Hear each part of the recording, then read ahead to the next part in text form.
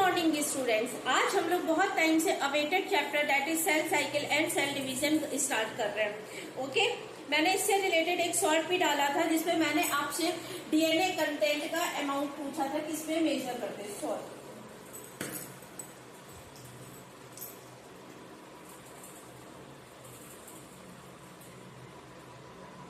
Picogram means PG.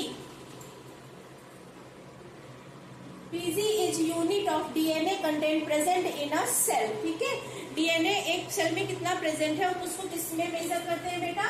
PG में। ठीक है, मीन्स पिकोग्राम में। राइट। इसके अलावा बेटा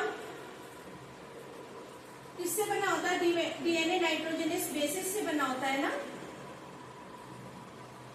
तो आपको कहीं कहीं उसकी लेंथ से रिलेटेड बेटा क्या होता है, लेंथ से रिलेटेड भी मेजरमेंट दिया होता है। लेंथ से रिलेटेड मेजरमेंट किसमें देते हैं? केबी मीन्स क्या है?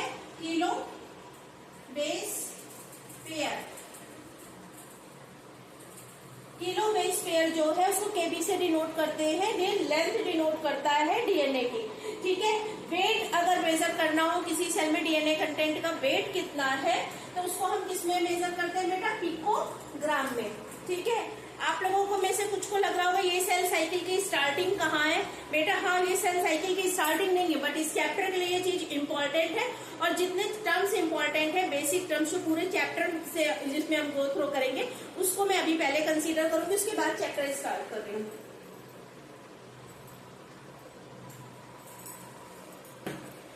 Do you know the meaning of haploid and diploid? आप लोगों को हैप्लॉइड और डिप्लॉइड बॉयों में आपने कई जगह सुना होगा, लेकिन इसका मतलब क्या होता है बेटा हैप्लॉइड और डिप्लॉइड का? अगर सिंगल सेट ऑफ क्रोमोसोम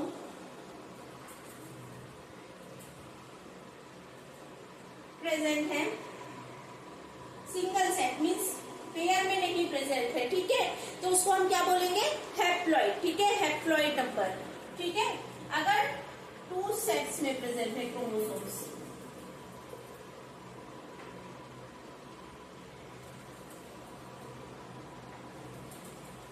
ठीक है, 2 सेट्स जो है वो किससे डिनोट करते हैं बेटा? डिप्लॉइड से। सिंगल सेट जो है उसको क्या बेटा, वो क्या है? सिंगल सेट क्या रिप्रेजेंट करता है? हैप्लॉइड।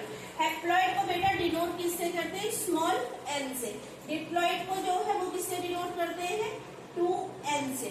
ठीक है, यूजुअली जो एनिमल केस में डिप्लॉइड ही केस जो है, यूजुअल केस, एबनॉर्मलिटी मैं नहीं बोल रही हूँ, यूजुअल जो है वो हैप्लॉइड और डिप्लॉइड से ही डील करते हैं। ट्रिप्लॉइड या पॉलीपेलाइडी जो है वो हमें प्लांट सेल्स में देखने को मिलती है। ठीक है, मीन्स मोर देन 2 सेट्स अगर प्रेजेंट है तो वो, अगर 3 सेट्स में प्रेजेंट है तो ट्रिप्लॉइड हो गया, मोर देन सेट्स प्रेजेंट है तो क्या हो गया? पॉलीपेलाइडी। तो वो बेटा वो केस जो है हम लोगों को प्लांट केस में डिस्कस करने को मिलेगा। ठीक है, यूजुअल जो केस है जो इस चैप्टर से रिलेट करता है that is haploid and diploid.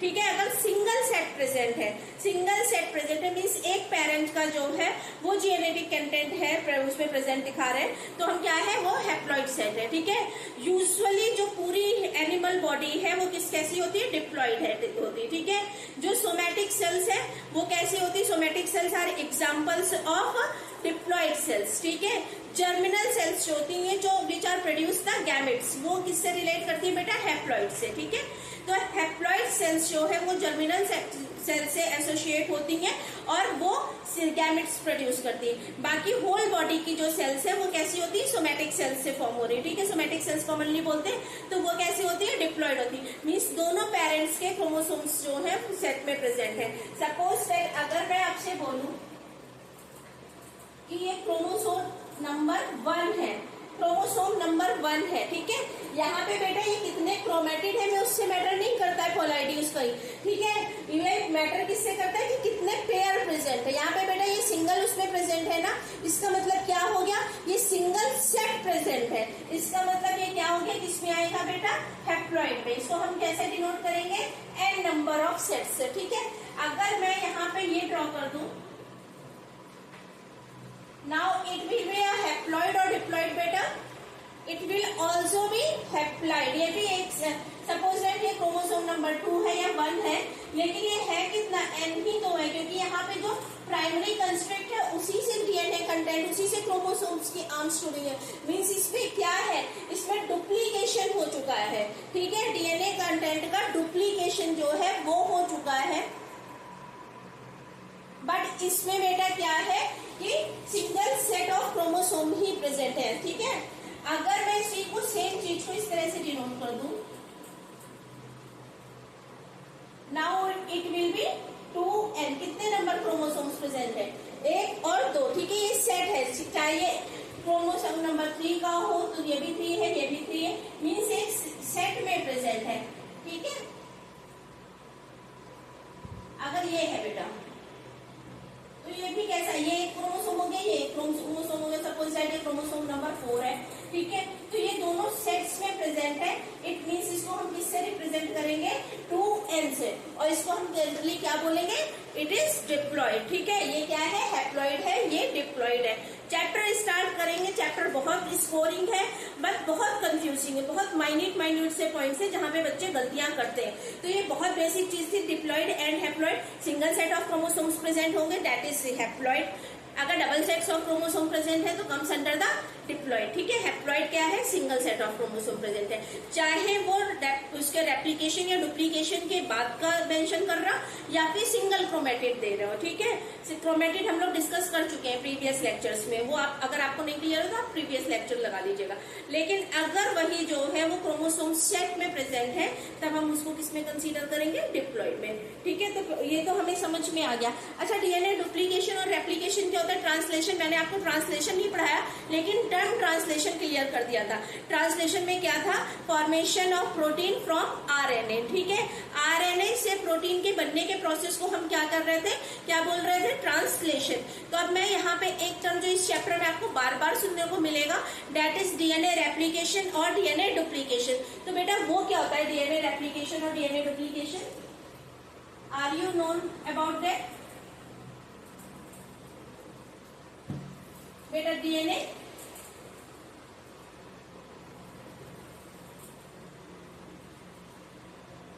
Duplication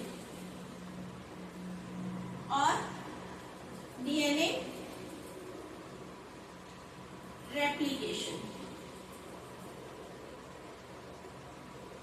ठीक है बेटा, डीएनए डुप्लीकेशन मैं बोलूं या डीएनए रेप्लिकेशन बोलूं, ओवरऑल क्या मतलब है कि डीएनए की एक कॉपी से दूसरी कॉपी का फॉर्मेशन। ठीक है, डीएनए कंटेंट जो है वो डबल हो रहा है।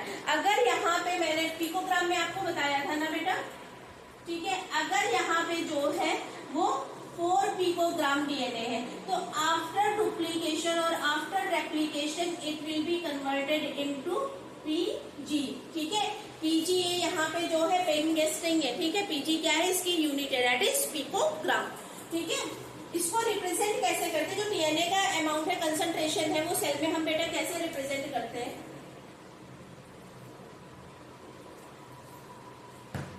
सी से। Suppose that any cell having a 2C amount of DNA. ठीक है, किसी सेल में जो है वो डीएनए कंटेंट बेटा हमारा कितना है, 2C है। तो आफ्टर डुप्लीकेशन और आफ्टर रेप्लिकेशन, आफ्टर डुप्लीकेशन और आफ्टर रेप्लिकेशन, और हम क्या बोल सकते हैं कि डीएनए सिंथेसिस। बेटा ये सब किस में आ जाएगा, डीएनए डुप्लीकेट हो रहा है तो अमाउंट भी जो है वो चेंज हो जाएगा। अगर before duplication 2C amount present था तो now it will be a 4C। ठीक है, तो डीएनए कंटेंट का डुप्लीकेशन होना, डीएनए कंटेंट का रेप्लिकेशन होना, डीएनए सिंथेसिस होना, ये तीनों टर्म्स जो है वो रिलेट करते हैं। कंफ्यूज मत होइएगा, किसी भी सेल में डीएनए का अमाउंट का डबल होना जो है उसको हम क्या कंसीडर करते हैं, डीएनए डुप्लीकेशन। बाकी मॉलिक्यूलर बायोलॉजी में हम डीएनए डुप्लीकेशन, डीएनए रेप्लिकेशन और ये सब चीजें पढ़ेंगे। बहुत इंटरेस्टिंग चैप्टर है, लेकिन अभी जो चैप्टर कर रहे हैं उसके लिए हमें ये टर्म पता होने चाहिए। अब देख लीजिए, इसको मैं अगर डायग्राम से आपको रिप्रेजेंट करके दिखाऊं, सपोज दैट ये एक कोई क्रोमोसोम, कोई भी क्रोमोसोम है, XYZ कोई भी क्रोमोसोम है। ठीक है, इसमें बेटा कितनी आर्म्स है, 1 से सिंगल आर्म है, सिंगल क्रोमेटिड प्रेजेंट है। एक आर्म को जो एक से प्राइमरी कंस्ट्रक्ट से जुड़े रहती है इसको हम क्रोमेटिड बोलते हैं ना, राइट। तो अगर मैं बोलूं कि after DNA duplication it will be a resemble like, after DNA duplication बेटा ये कैसा दिखेगा, ठीक है बेटा ये अभी भी एक सिंगल ही क्रोमोसोम, क्योंकि प्राइमरी कंस्ट्रक्ट से एक से ही दोनों आर्म्स होल्ड हो रही हैं, एक अटैचमेंट पॉइंट एक ही है, क्रोमोसोम एक ही है, लेकिन now it is a true chromatid present in a chromosomes, ठीक है। मीन्स ये आफ्टर डुप्लीकेशन का केस है, राइट। चलिए अब हम अपने टॉपिक पे आते हैं। डीएनए डुप्लीकेशन अगर मैं बोलूंगी तो आपको क्लियर होगा कि डीएनए डुप्लीकेशन हो रहा है, इस मीन्स क्या हो रहा है।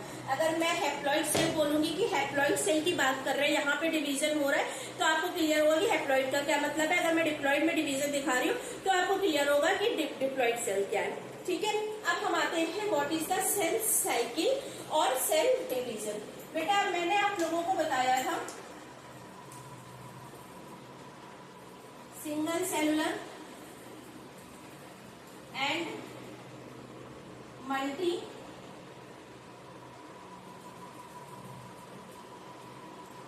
दो टाइप के ऑर्गेनिज्म हमने वो पढ़े थे ना, सिंगल सेलुलर और मल्टी सेलुलर। सिंगल सेल में जो है लेबर ऑफ डिवीजन नहीं होता है, एक सिंगल सेल जो है वो अपने खुद के फंक्शन और ओवरऑल ऑर्गेनिज्म के फंक्शन जो है वो परफॉर्म करती है, हमने पढ़ रखा है, ठीक है। सिंगल सेल में लेबर ऑफ डिवीजन नहीं मिलता है। मल्टी सेलुलर जो सेल्स होती है बेटा, मल्टी सेलुलर सेल्स में लेबर ऑफ डिवीजन मिलता है। मीन्स मल्टी सेलुलर में जो है सेल अपना फंक्शन परफॉर्म करती है और उसके साथ जो उसको फंक्शन ओवरऑल ऑर्गेनिज्म से रिलेटेड जो दिया जाता है वो भी वो परफॉर्म करती है, ठीक है। मल्टी सेलुलर का एग्जाम्पल आपको पता है, कोई भी एनिमल्स है, प्लांट्स है, फंजाई, ये सब मल्टी सेलुलर से बिलोंग करते हैं।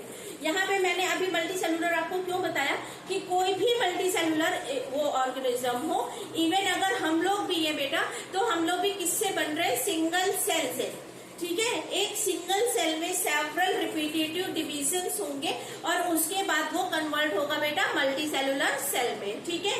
तो चाहे वो सिंगल सेलुलर ऑर्गेनिज्म हो चाहे वो मल्टी सेलुलर ऑर्गेनिज्म हो, बनते किससे है, एक सिंगल सेल से।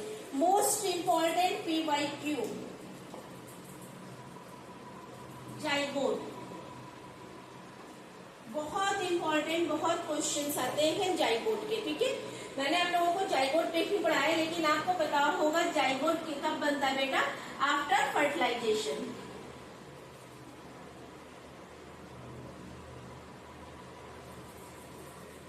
After fertilisation zygote will be form, ठीक है। अब मैं यहाँ पे बेटा 2N लिख रही हूँ, इसका मतलब क्या हो गया 2N का, 2N का मतलब हो गया कि ये सिंगल सेल है, नहीं, इसका मतलब है कि ये क्या है बेटा, ये डिप्लॉइड है। इसमें दो सेट ऑफ क्रोमोसोम्स प्रेजेंट है, दो सेट ऑफ क्रोमोसोम प्रेजेंट है, इसका मतलब ये क्या है, डिप्लॉइड है। लेकिन बेटा सेल कैसी है, सिंगल सेल है, एक सिंगल सेल में दो सेट ऑफ क्रोमोसोम्स प्रेजेंट है, सिंगल सेल। ये क्वेश्चन जो है बेटा आया हुआ है PYQ में, जाइगोट आर सिंगल सेल और multi cell, zygote are diploid और हैप्लॉइड। तो जाइगोट आर हैप्लॉइड और डिप्लॉइड, ये आंसर अब आप मुझे कमेंट बॉक्स पे देंगे, ठीक है। और जाइगोट सिंगल सेल से फॉर्म हो रहा है, मीन सॉरी सिंगल सेल के फ्यूजन से फॉर्म हो रहा है, होता बेटा ये क्या है, सिंगल सेल है। मीन्स जो अगर इसमें जब डिवीजन होंगे, सेल डिवीजन होंगे, उसके बाद बहुत सारी सेल्स का फॉर्मेशन होगा, अल्टीमेटली जो है वो मल्टी सेलुलर ऑर्गेनिज्म फॉर्म होगा। Multicellular organism will be form from a single cell. Single cell कौन सी है, जाइगोट है, लेकिन वो हैप्लॉइड है कि डिप्लॉइड है ये आपको पता होना चाहिए, ठीक है। तो मल्टी सेलुलर जितने भी सेल वो है ऑर्गेनिज्म है, वो फॉर्म किससे होंगे, सिंगल सेल से। कैसे फॉर्म होंगे, by the process of cell division, ठीक है।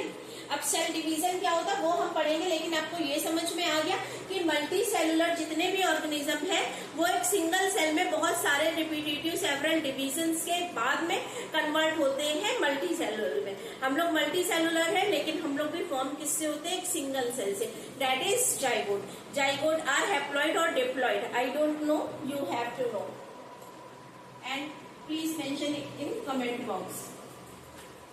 ठीक है, इतना हमें समझ में आ गया कि सेल डिवीजन की रिक्वायरमेंट क्यों है, क्यों रिक्वायर्ड है बेटा सेल डिवीजन के लिए? सेल की ग्रोथ के लिए। क्यों सेल की ग्रोथ क्यों रिक्वायर्ड है बेटा? एक सेल बन गई, एक सेल फॉर्म हो गई, उसके बाद उसकी ग्रोथ की क्या क्यों रिक्वायरमेंट है? आपने किसी भी उसको मल्टी सेलुलर ऑर्गेनिज्म को देखा होगा, जब वो बॉर्न होता है, क्या वो उसकी जो साइज है वो उतना ही रहता नहीं रहता है ना? टाइम के साथ ग्रेजुअल चेंजेस होते रहते हैं और साइज अपना इंक्रीज करता है। वो साइज बेटा कैसे इंक्रीज होगा? Due to a several repetitive divisions. ठीक है, वो सेल्स जो है सेल डिवीजन करेंगी, ठीक है, और क्या होगा? उसका साइज जो है वो चेंज होगा। ठीक है, तो सेल ग्रोथ करती है, ये आपको पता है, और क्या करती है? सेल रिप्रोड्यूस करती है। रिप्रोडक्शन जो है वो कैरेक्टरिस्टिक फीचर्स है लिविंग बीइंग्स का। ठीक है, मैं ये नहीं बोल रही एक्सक्लूसिव कैरेक्टरिस्टिक फीचर्स है, बट कैरेक्टरिस्टिक फीचर्स है लिविंग बीइंग का। ठीक है, तो सेल रिप्रोड्यूस करती है, उसके लिए उसको डिवीजन करना होता है। सेल को ग्रोथ करनी होती है, उसके लिए उसको डिवीजन करना होता है। सेल को डिफ्रेंशिएट करती है। सेल्स डिफ्रेंशिएटेड होती है कि नहीं होती है, बताइए?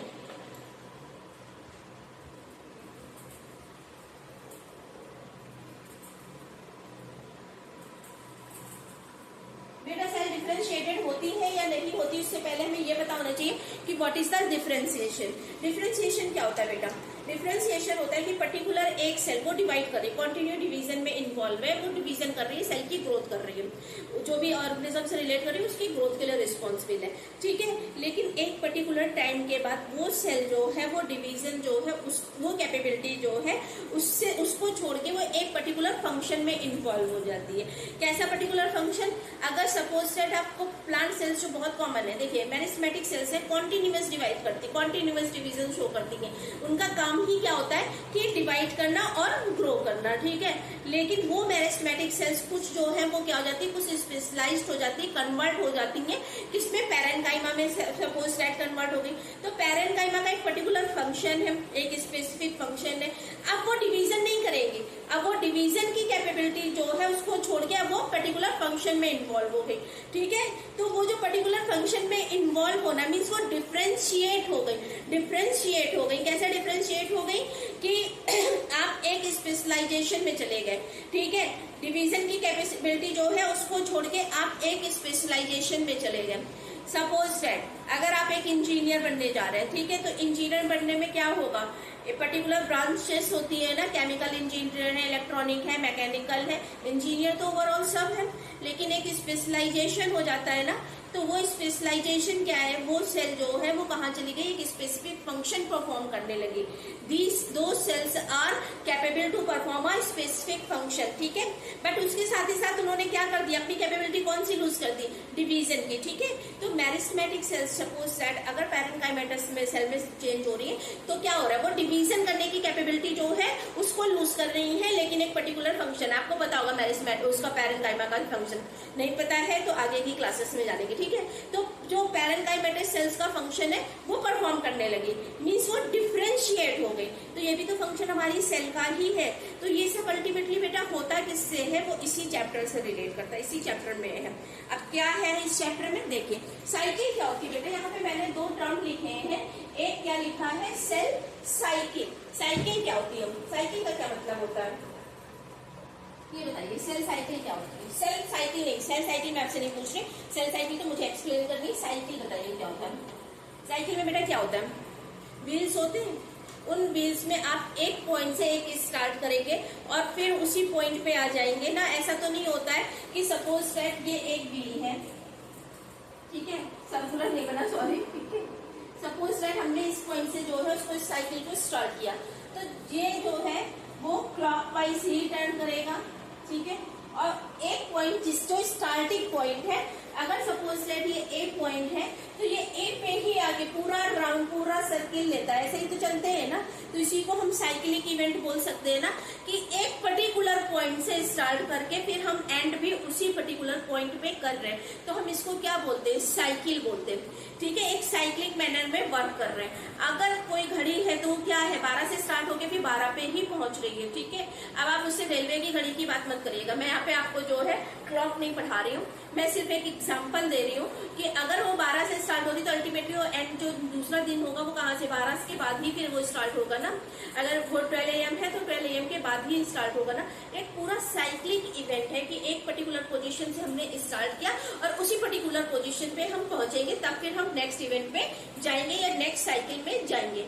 ठीक है, तो एक साइक्लिक मैनर में वर्क कर रही है। ऐसा नहीं होगा कि नेक्स्ट डे जो है वो 2 बजे से स्टार्ट हो जाएगा या जो रात है वो 3 बजे से स्टार्ट हो जाएगी दूसरे दिन की।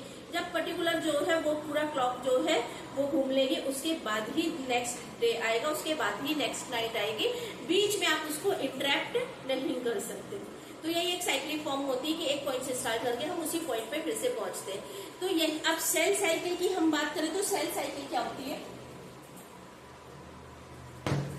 एक सेल थी, सपोज दैट ये सेल थी। ठीक है, इसमें क्या हुआ, डिवीजन हुआ।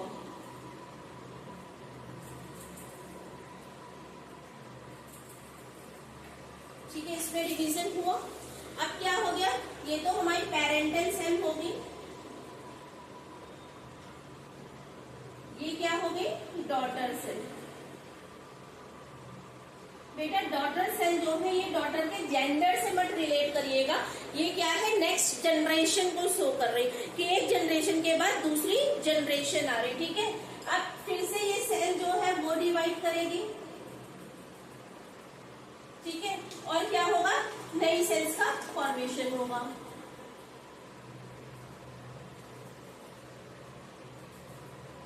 ठीक है, अब इस केस में जब ये डॉटर सेल फॉर्म हुई तब ये क्या हो गई बेटा, पेरेंट हो गई। ठीक है, इसके पहले ये डॉटर सेल थी, इसलिए किसी एक पेरेंट से मीन्स ये अगर हमारी फर्स्ट जनरेशन है, ये सेकेंड जनरेशन है, ये बेटा थर्ड वन हो गई। ठीक है, ऐसी तरह से जो है जनरेशन टू जनरेशन इवेंट चलते जाएंगे। तो एनसीईआरटी बेटा क्या लिखती है कि sequence of events, sequence of event, sequence क्या है वो अभी हम देखेंगे कि कौन सी सीक्वेंस है। सीक्वेंस ऑफ इवेंट्स, ठीक है, perform in a cyclic manner. ठीक है, एक साइक्लिक मैनर में वो परफॉर्म हो रहे हैं। एक सेल है वो ग्रो कर रही है, ग्रो करने के बाद वो डिवाइड कर रही है, डिवाइड करने के बाद वो फिर से जो है यहाँ से लेके यहाँ तक का पूरा प्रोसेस जो है वो हमारा इसमें आ जाएगा सेल साइकिल में। ठीक है, अब इसको हम पढ़ते हैं किस तरह से सेल साइकिल में ये आएगा। डिवीजन तो हमें समझ में आ गया ना कि डिवीजन कैसे करेगी सेल, एक सेल डिवाइड करेगी और अपनी डॉटर सेल्स में जो है वो फॉर्म करेगी। देखो बेटा, डिवाइड करने के लिए क्या करना पड़ेगा, एक छोटी सी कॉन्सेप्ट है वो पढ़ लीजिए कि क्यों डिवाइड करती हुई दी हुई है, एनसीईआरटी की समरी में ही दी हुई है। ठीक है, वो छोटी सी कॉन्सेप्ट पढ़ लीजिए। ये हमारा न्यूक्लियस है सेल के अंदर का, ये हमारा साइटोप्लाज्म है। जब सेल को डिवाइड करना होगा, कैरियोकाइनेसिस और साइटोकाइनेसिस मैंने आप लोगों को दोनों टर्म बताए हुए हैं।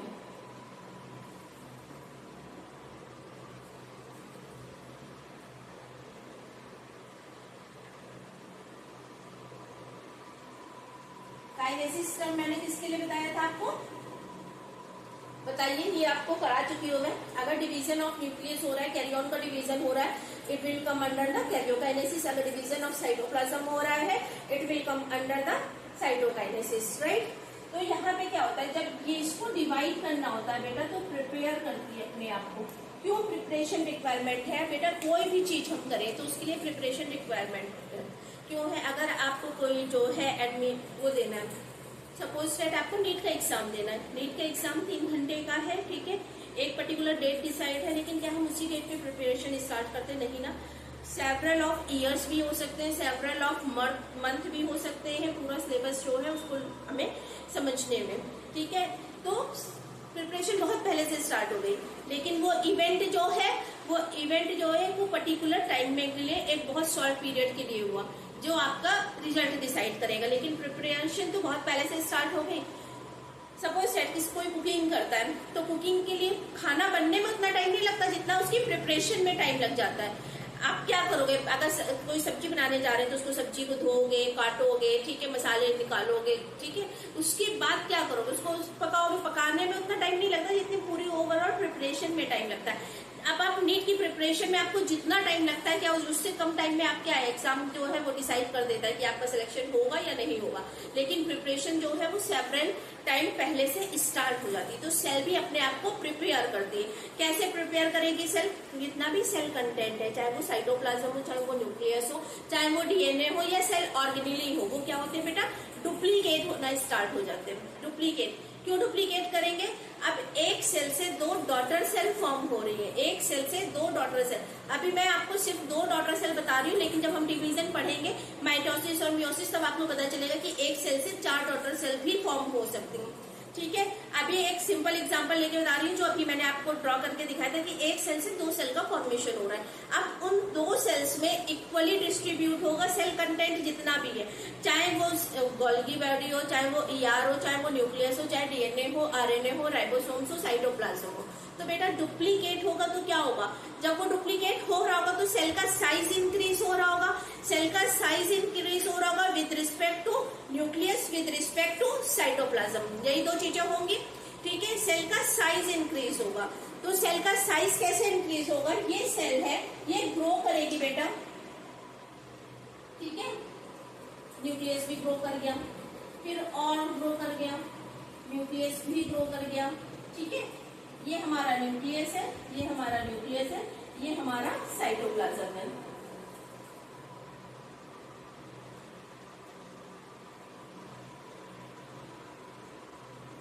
ठीक है, क्या हुआ बेटा?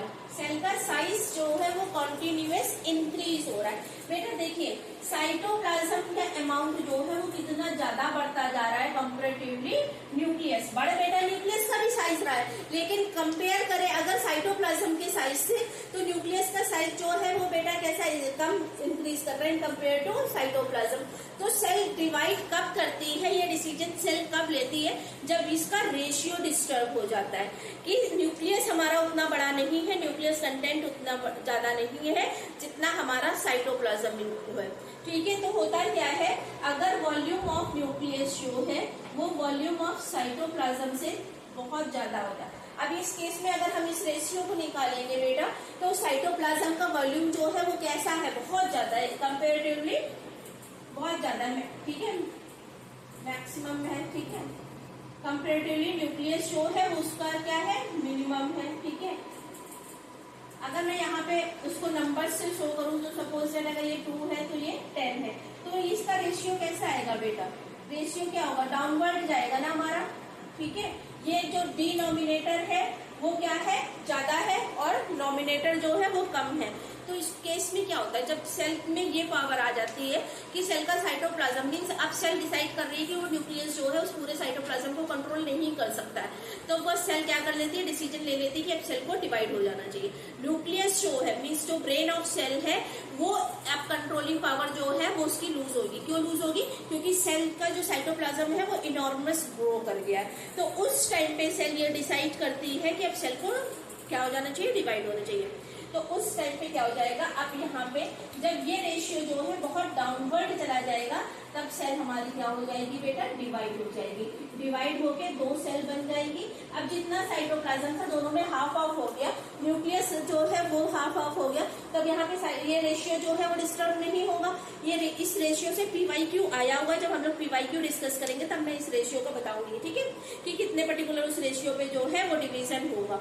लेकिन इतना आपको समझ में आ गया होगा आई थिंक कि इसमें कोई प्रॉब्लम नहीं होगी, कोई इश्यू नहीं होगा कि जब साइटोप्लाज्म में कंपेरेटिवली न्यूक्लियस से बहुत ज्यादा बढ़ जाता है, तब सेल जो है वो क्या करती है, डिवाइड कर जाती है। साइटोप्लाज्म बढ़ता क्यों है? क्योंकि सेल अपने आप को प्रिपेयर कर रही है। प्रिपेयर किस चीज के लिए कर रही है? Prepare for themselves for division. ठीक है, तो डिवीजन के लिए प्रिपेयर कर रही है, इसलिए जो है उसका साइटोप्लाज्म भी बढ़ेगा, उसका न्यूक्लियस भी बढ़ेगा, बट साइटोप्लाज्म कंपेरेटिवली ज्यादा अमाउंट में बढ़ेगा। अब देखते हैं सेल साइकिल।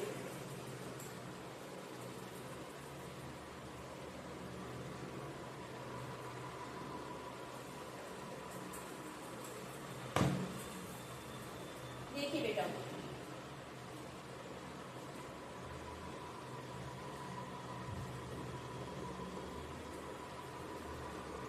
ये एक साइक्लिक फॉर्म में होता है इवेंट, ये मैंने आपको बता दिया कि एक साइक्लिक फॉर्म में इवेंट होता है, ठीक है। अब ये सेल साइकिल बेटा दो पार्ट्स में डिवाइड होती है। सेल साइकिल जो है वो दो पार्ट्स में डिवाइड होगी। कौन कौन से पार्ट है? एक है बेटा इंटरफेस, एक है बेटा डिवीजन। डिवीजन को हम एम से डिनोट करते हैं, क्यों? It will be a mitotic division और it will be a meiosis division. क्या है ये दोनों टर्म्स? ये हम पढ़ेंगे बाद में, ठीक है। इंटरफेस बेटा, इसको साइंटिस्ट ने क्या कहा, इससे रिलेटेड मैंने एक शॉर्ट भी डाला था। इसको साइंटिस्ट ने क्या बोला, इंटरफेस को जब प्रिपरेशन हो रही थी, जब सेल अपने आप को डिवाइड करने के लिए प्रिपेयर कर रही थी, तो साइंटिस्ट को उस टाइम पे जो सेल में कोई डिवीजन नहीं दिखाई दिया। अब कोई डिवीजन नहीं दिखाई दिया साइंटिस्ट को, तो साइंटिस्ट ने क्या बोल दिया कि सेल जो है अपनी रेस्टिंग फेज में है बेटा। बट वो रेस्टिंग फेज में नहीं थी, सेल रेस्टिंग फेज में उस टाइम पे नहीं थी। उस टाइम पे बस क्लियर कट डिवीजन नहीं शो हो रहा था। उस टाइम पे सेल मेटाबॉलिकली हाईली एक्टिव थे। मेटाबॉलिक क्या होती रिएक्शंस, वो मैं आपको करा चुकी हूँ, प्लीज कमेंट बॉक्स में मेंशन करिएगा। तो इसको इंटरफेस को इन्होंने क्या कहा, रेस्टिंग फेज, ठीक है। इंटरफेस को रेस्टिंग फेज बोला। क्यों बोला? इसलिए PYQ है बेटा। मैं जिस पॉइंट पे बार बार जो है एम्फेसाइज करती हूँ, इसका मतलब कि वो इम्पोर्टेंट होता है। ये क्या है, इंटरफेस को हमने रेस्टिंग फेज क्यों बोला है? ये PYQ है, जब करेंगे तब मिलेगा आपको PYQ, ठीक है। तो क्या है PYQ बेटा, कि वो जो है उस टाइम पे मेटाबॉलिकली जो है वो हाईली एक्टिव है। मीन्स काम बहुत सारा हो रहा है, प्रिपरेशन ही तो मेजर होती है बेटा। वो काम में नीट की प्रिपरेशन ही तो इतनी मेजर होती है, आपको इतना टाइम तक पढ़ना पड़ता है, उतने टाइम तक एग्जाम नहीं देना होता आपको।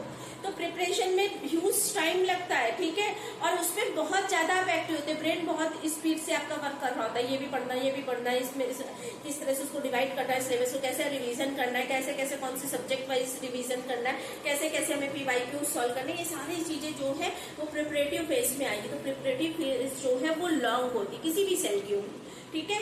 वेरी करती है, सेल टू सेल वेरी करती है, बट लॉन्ग होती है कंपेरेटिवली जो है वो डिवीजन फेज से, ठीक है। तो रेस्टिंग फेज जो है वो मेटाबॉलिकली हाईली एक्टिव है, बट वहां पे डिवीजन नहीं शो हो रहा था सेल में, इसलिए साइंटिस्ट ने उसको क्या बोला उस टाइम पे पर्टिकुलर, कि वो एक रेस्टिंग स्टेज में है, ठीक है। तो मेटाबॉलिकली जो है वो हाईली एक्टिव है।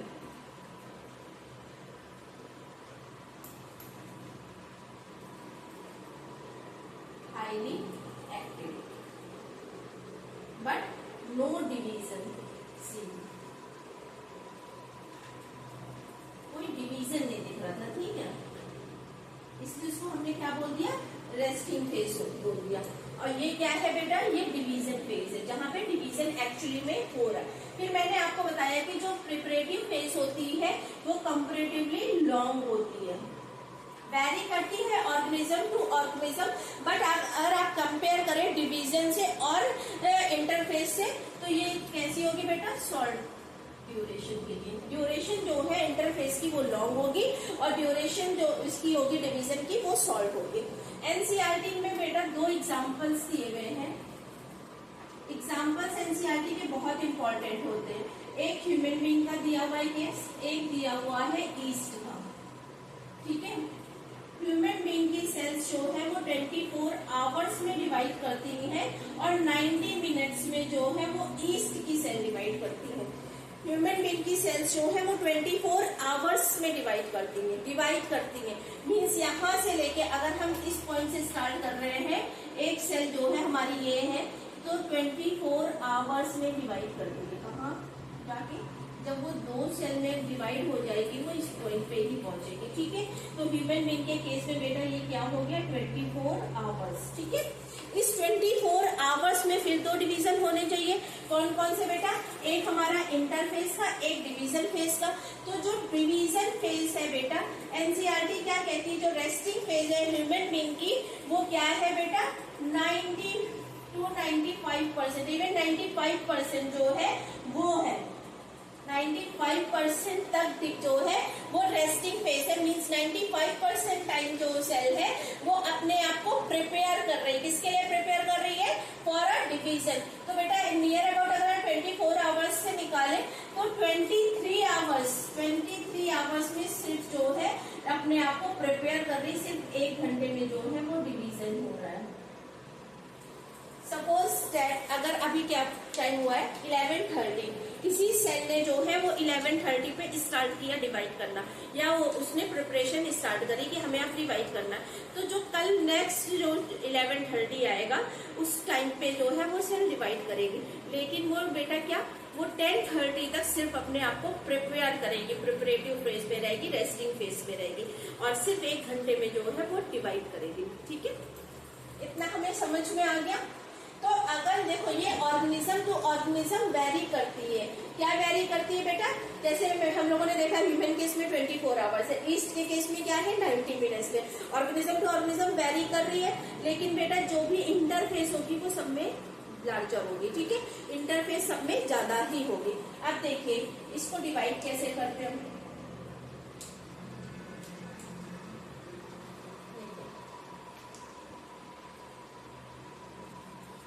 इतना पोर्शन तो बेटा एम फेज का है, मींस माइटोटिक या मेयोसिस के लिए।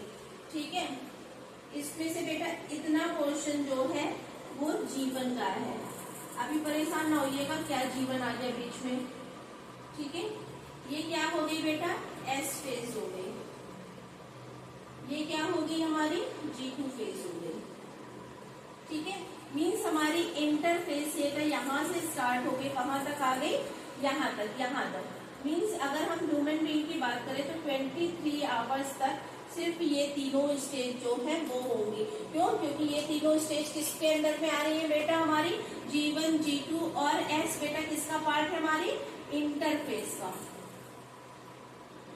ठीक है, ये हमारा एम फेज जो है वो फर्दर डिवाइड होता है बेटा कैरियोकाइनेसिस और साइटोकाइनेसिस में। ठीक है, तो एक पार्ट हो गया साइटोकाइनेसिस, एक हो गया कैरियोकाइनेसिस। इस कैरियोकाइनेसिस को फिर फर्दर डिवाइड करते हैं हम 4 फेजेस में, prophase, metaphase, anaphase and telophase. ठीक है, तो इतना हमें समझ में आया कि सबसे लार्ज जो है ड्यूरेशन वो कौन कवर कर रहा है बेटा? हमारा इंटरफेस कवर कर रही है। उस इंटरफेस के फिर सेवरल डिविजन्स है। उसके बाद जो स्मॉलर पोर्शन है सेल साइकिल का वो कौन कवर कर रहा है? हमारा डिवीजन फेज कर रही है। डिवीजन फेज को भी हम 2 पार्ट्स में डिवाइड कर रहे हैं, that is karyokinesis and cytokinesis. Karyokinesis are further divided into prophase, metaphase, anaphase and telophase. चलिए इसको आप डिटेलिंग कर लेते हैं।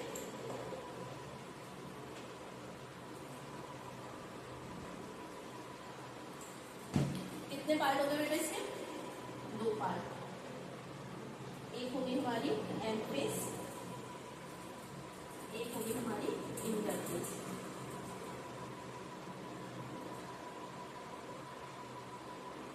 ये पढ़ा अभी हम लोगों ने।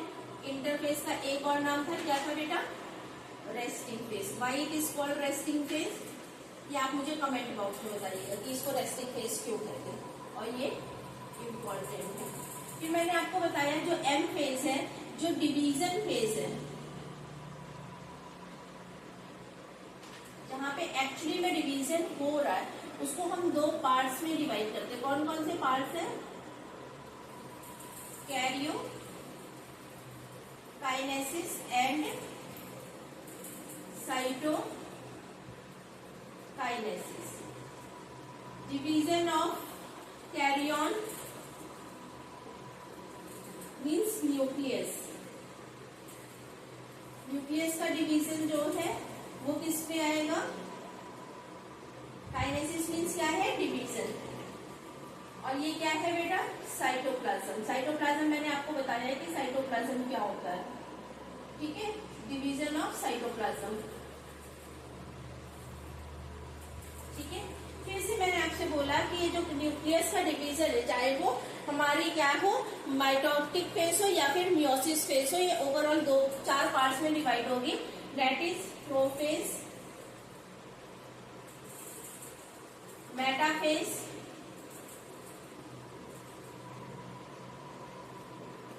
Anaphase and telophase. ठीक है, prophase, metaphase, anaphase and telophase. ये तो हमारी किसकी बात हो गई बेटा, ये हमारी एम फेज की बात हो गई। ठीक है, अब आते हैं इस पे हम अपनी रेस्टिंग स्टेज में। रेस्टिंग स्टेज में मैंने क्या लिखा था, G1 S एंड G2, यही बताया था मैंने आपको। अब इसका नाम देख लीजिए, नाम से भी क्वेश्चन बनते हैं। छोटा सा हम लोग सेल साइकिल यहाँ पे ड्रॉ कर लेते हैं, जिसमें मैंने आपको बताया कि ये G1 हो गया सपोज से, ये हमारा S हो गया, ये हमारा G2 हो गया, ये हमारा M फेज हो गया। तो G1 बेटा, G1 किसके लिए होता है बेटा, गैप फेज। इसको हम क्या बोलते हैं, गैप फेज। अब ये 1 लगा है तो ये क्या हो गया बेटा, gap 1। G stand for gap, ठीक है, और G1 है तो गैप 1 हो गया। अब बेटा देखिए, ये जो S फेज के पहले आ रहा है ना, S फेज के पहले आ रहा है और M फेज के बाद में आ रहा है। अगर ये N फेज हो जाएगी तभी ये G में आएगा, G1 में आएगा, तो N फेज के बाद में आ रहा है। तो M फेज को मैंने आपको क्या बताया था, मियोटिक फेज है ना, तो हम इसको क्या बोल सकते हैं, बाद में आ रहा है, बाद के लिए हम पोस्ट यूज करते हैं ना, post meiotic, post meiotic phase. ठीक है, या फिर S फेज के पहले आ रहा है, S is stand for synthesis. यहाँ पे बेटा सिंथेसिस होती है, डीएनए की सिंथेसिस होती है, तो इसको सिंथेटिक फेज बोलते हैं। तो क्या बोल सकते हैं, प्री सिंथेटिक फेज। बेटा इन सारे टर्म्स से क्वेश्चंस बने हुए हैं।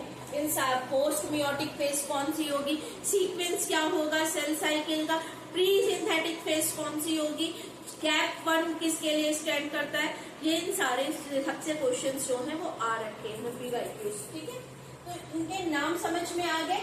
रेस्टिंग फेज को हमने जो एक पार्ट में डिवाइड किया, रेस्टिंग फेज का जो एक पार्ट है डेट इज G1, उसको हम क्या बोल सकते हैं, गैप 1। ठीक है, गैप 1 बोल सकते हैं, या हम उसको क्या बोल सकते हैं, पोस्ट मियोटिक फेज बोल सकते हैं, या फिर प्री सिंथेटिक वो बोल सकते हैं। ये तीनों टर्म्स जो है वो क्लियर हो गए।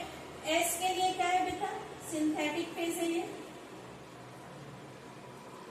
अभी ये फेज मैंने आपको नहीं बताई कि इसका फंक्शन क्या है, ओवरऑल क्या करता है, यहाँ पे क्या हो रहा है, अभी सिर्फ हम लोगों ने नाम डिस्कस किए। सिंथेटिक फेज है ना बेटा, सिंथेटिक फेज में मीन्स सिंथेसिस होगी।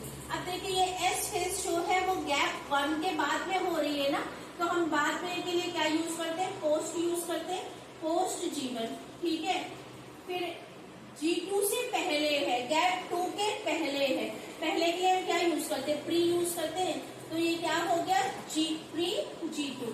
ठीक है, तो एक सीक्वेंस आपको समझ में आया कि G1 फिर S फिर G2। ठीक है, इसके बाद हमारा आएगा M। यही सीक्वेंस अभी तक हमें ओवरऑल दिख रहा है ना, तो इसको सिंथेटिक फेज बोल सकते हैं, इसको पोस्ट G1 बोल सकते हैं, या पोस्ट गैप 1 बोल सकते हैं, या फिर इसको जो है प्री गैप 2 बोल सकते हैं। नाम क्लियर हुआ S फेज का हमें। ठीक है, सिंथेटिक फेज हो सकती है, या फिर पोस्ट G1 हो सकती है, या फिर प्री G2 हो सकती है। इसके बाद बेटा जो इंटरफेस की लास्ट फेज है वो क्या है बेटा, हमारी G2। G2 है ना, तो अब G2 के लिए क्या हो सकता है, गैप है, गैप है, गैप लिख लेते। कौन सा गैप है, सेल साइकिल का गैप 2 है। ठीक है, तो ये गैप 2 फेज है। किसके बाद में हो रही है बेटा, हमारी S फेज के बाद में हो रही, तो post synthetic phase, post synthetic phase. किसके पहले हो रही है बेटा, M फेज के पहले हो रही है ना, तो प्री M फेज, यही होगा ना। तो ओवरऑल यहाँ से जो है हमारी सेल स्टार्ट करेगी डिवाइड करना, कहाँ पे जाके, यहाँ पे जाके 2 सेल्स में डिवाइड हो जाएगी। अगर यहाँ पे हमारे पास एक सिंगल सेल लेके चले तो यहाँ पे M तक पहुंचने में फिर वो क्या हो जाएगी, एटलीस्ट 2 तो हो ही जाएगी, 4 भी हो सकती है, बट 2 तो हो ही जाएगी। ये आई थिंक विजुअल नहीं है, सीक्वेंस इंपॉर्टेंट है, इसलिए सीक्वेंस में यहाँ लिख दे रही हूँ। सीक्वेंस से भी क्वेश्चन आया हुआ प्रीवियस ईयर। ठीक है, क्या हुआ, G1, G1 के बाद S, उसके बाद G2। इतना क्लियर हुआ?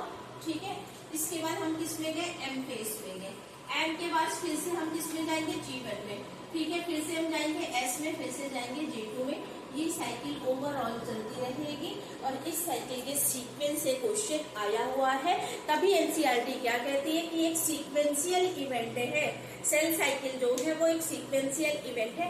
ऐसा नहीं हो सकता है कि G2 से पहले G1 हो जाए, सॉरी ऐसा नहीं हो सकता कि G2 के बाद सेल G1 में चली जाए, या M के बाद सीधे S में चली जाए, या S के बाद जो है वो सीधे कहाँ चली जाए? G1 में चली जाए। ठीक है, एक साइक्लिक क्लॉकवाइज शो है, वो साइकिल चलती रहती है, इसीलिए हम इसको क्या बोलते हैं? Cell cycle. आई थिंक अब आपको जो है वो टर्म क्लियर हो गया होगा कि सेल साइकिल क्या होती है, क्या होती है, कि कैसे चलती है, ये समझ में आ गया होगा। सेल डिवीजन क्या होता है, इतना आपको क्लियर हो गया होगा। नेक्स्ट जो भी हम वीडियो पढ़ेंगे उसमें हम पूरी इंटरफेस डिस्कस करेंगे और इंटरफेस के बाद जो है वो डिवीजन वाला स्टेज लेंगे। आई थिंक आज की जितनी भी हम लोगों ने क्लास करी है, जो भी हम लोगों ने आज पढ़ा है, उसमें आपको कोई डाउट नहीं होगा। इस एक क्लास से आपको शायद लग रहा हो कि हमारा कोई टॉपिक क्लियर नहीं हुआ, बट आप एनसीईआरटी उठा के देखिएगा कि हम लोगों ने कितना कवर कर लिया है। ठीक है, और इसके साथ ही साथ जो है इससे कितने पीवाईक्यू बनते हैं वो तो जब हम पीवाईक्यू की क्लास देंगे तब आपको समझ में आएगा। जितना भी हम लोगों ने पढ़ा है कि हैप्लॉइड क्या होता है, डिप्लॉइड क्या होता है, डिवीजन क्या होता है, सेल साइकिल क्या होती है, सेल साइकिल के इवेंट्स क्या होते हैं, सेल साइकिल्स के इवेंट्स के नाम क्या है, क्यों बोलते हैं, और सीक्वेंस, ये सब जो है उसको समराइज करके पढ़ के आइएगा नेक्स्ट क्लास के लिए। जल्दी जल्दी पढ़ाने से कुछ नहीं होगा कि मैं आपको जल्दी जल्दी सिलेबस कवर करा दूं और आपको आए ना, उससे कोई फायदा नहीं, बेनिफिट ही नहीं है। ठीक है, आराम से पढ़िए, पूरा सिलेबस कवर होगा। बायो में लर्न करने से ज्यादा समझने पे फोकस करिए। अभी तक आप लोगों ने बायो में लर्न करना सीखा है कि हमें लर्न करना है, लर्न करना है, लर्न करना है, इसीलिए बहुत से स्टूडेंट्स जो है इससे भागते हैं, इसमें समझने लायक कुछ भी नहीं। लेकिन बायो के एक एक टर्म को समझिए तो लर्न कुछ भी आपको करना ही नहीं पड़ेगा। ठीक है, और इसी तरह से मेरी क्लास के साथ बने रहिए, ज्यादा से ज्यादा लोगों के साथ मेरी क्लास को शेयर करिए ताकि मुझे भी मोटिवेशन मिले। और please like, share and subscribe. अगर आपको आज की क्लास से थोड़ी सी भी नॉलेज मिलती, कुछ भी आप अपडेट होते हो बायो से, तो प्लीज उसको लाइक जरूर करिए। Like, share and subscribe my channel and as well as share your more peoples. ठीक है, इसको ज्यादा से ज्यादा लोगों के साथ शेयर करिए। ठीक है, जिससे मुझे भी मोटिवेशन मिले कि हाँ इतने लोग मेरे क्लास को देख रहे हैं, इतने लोगों को बेनिफिट हो रहा है। ठीक है, तो please like, share and subscribe my channel as well as press the bell icon to get the notification. Thank you, have a nice day.